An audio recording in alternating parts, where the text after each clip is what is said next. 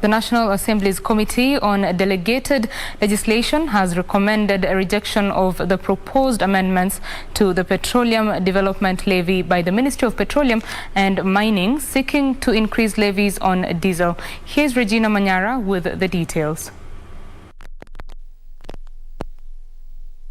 Call upon the government institutions and agencies, technocrats, entrepreneurs to promote economic models that will make Kenya attract direct and foreign investors, and empowerment of all Kenyans to get involved in personal, meaningful development.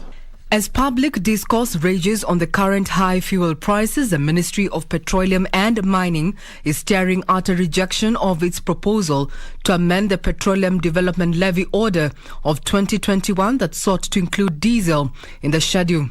This is after the National Assembly Committee on Delegated Legislation cited contravention of statutory timelines, an error in omission and lack of public participation as some of the reasons for rejection of the proposed amendments. We at the regulator, we don't have a line of sight.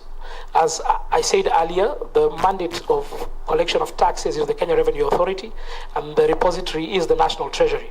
It is the Ministry of Petroleum and Mining that requests for these funds to effect stabilization. We only have the numbers that have been applied towards stabilization. The committee noted that owing to the implications on the rates chargeable on diesel, the Ministry of Petroleum and Mining ought to have conducted inclusive public participation as required under the Constitution. If the National Assembly adopts the committee's recommendation to annul in entirety the proposed amendments, it means owners of diesel-run engines will not be subject to the 5,400 shillings levy for every 1,000 litres of diesel, as proposed by the Ministry of Petroleum and Mining. Focus is now on the floor of the House ahead of the debate of the report.